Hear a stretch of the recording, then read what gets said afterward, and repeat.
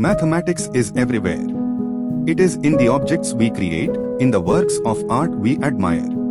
Although we may not notice it, mathematics is also present in the nature that surrounds us, in its landscapes and species of plants and animals, including the human species.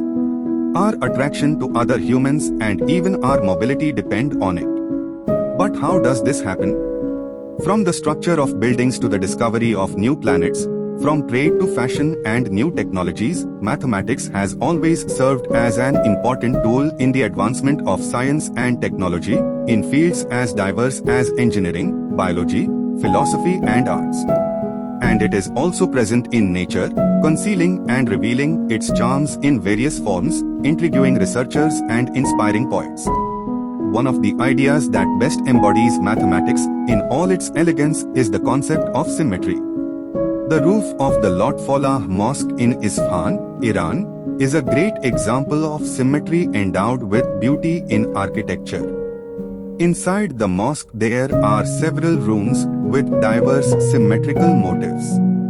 An object is symmetrical when there is harmony in the proportions of its parts in relation to the whole. Height, width and length are balanced.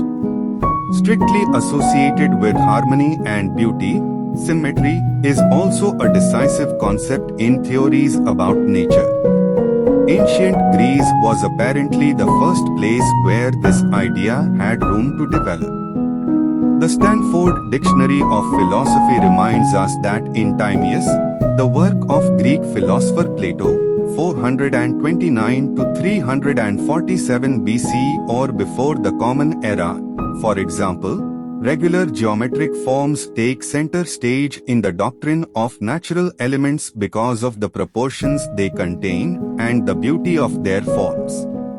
The four elements fire, water, earth and air could be represented by regular geometric shapes with polyhedrons of 4, 20, 6 and 8 equal sides, respectively.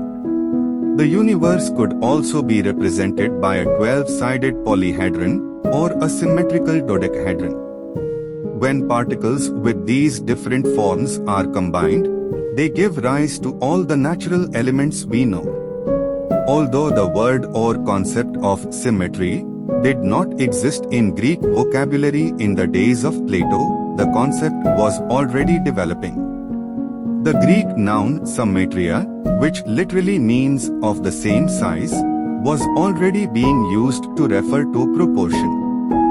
Let's talk about some mathematical terminology. The golden ratio. Some say that the size and proportion of perfect solids described by Plato are related to each other. The sides of particles of fire, water, and air could be combined together because they are proportional. They were described as having a golden proportion among themselves, or a type of symmetry that marks the growth rate in the development of several species. The leaves of a tree, for example, multiply more or less at this speed after they sprout 2, 3, 5, 8, 13, 21, 34, 55 and so on. The last number is always the sum of the two preceding numbers, and when we divide each number by its predecessor, the result will be very close to 1.6180, or what mathematicians like the Italian Leonardo Fibonacci, 1175 to 1250, consider as the golden proportion. When applied to a succession of proportional squares within a rectangle, this sequence of numbers, always with the golden ratio between them, generates a golden rectangle. If we draw a line formed by quarters of a circle, following the progression of the figures formed in it, we have the golden spiral, as you can see in the drawing on the side. Thanks for watching. Hope you guys enjoyed it. Don't forget to like, share and subscribe.